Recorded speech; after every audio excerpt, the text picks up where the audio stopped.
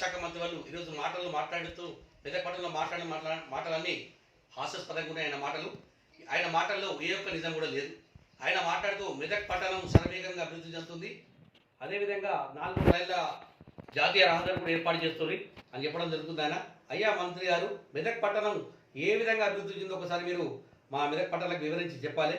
గతంలో ముఖ్యమంత్రి వర్యులు మెదక్ పట్టణానికి వచ్చి ఇచ్చిన పనులు కూడా పూర్తి కాలేదు, ఇచ్చిన మాటలు కూడా ఆ పనులు కూడా పూర్తి కాలేవు.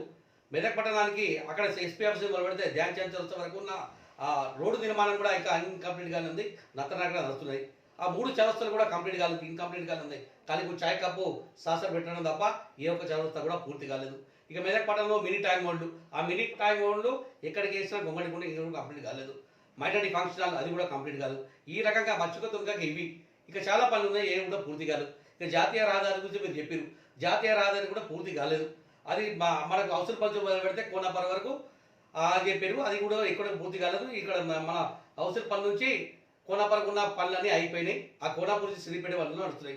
దాన్ని కూడా మీరు సమాధానం చెప్పాలి.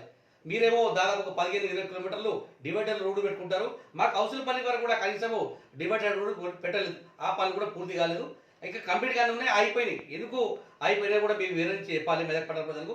దయచేసి మెదక్ పట్టణ ప్రజలారా ఒకసారి గమనించండి. ఆయన మంత్రి వర్గంలో ఉన్న మాటలు ఎలక్షన్ చేస్తున్నాయి కాబట్టి మరోసారి మభ్యపెట్టడానికి మెదక్ పట్టణ ప్రజలు మభ్యపెట్టడానికి ప్రయత్నం చేస్తున్నారు. దయచేసి మెదక్ పట్టణ ప్రజలు ఒకసారి గమనించండి. అదేవిధంగా గౌరవ ముఖ్యమంత్రి కూడా దయచేసి ఆయనకు మెదక్ పట్టణ ప్రజలు చెప్తున్నాము, గతంలో ఇచ్చిన హామీలు కూడా పూర్తి కాలేదు, ఒకసారి మీరు రివ్యూ చేయండి. మళ్ళీ మెదక్ పట్టణానికి వస్తున్నారు కాబట్టి దయచేసి మెదక్ పట్టణ అభివృద్ధికి ఏ విధంగా చేస్తే బాగుంటుందో వరాలు ఇచ్చిపోవాలని చేస్తున్నాం. మరోసారి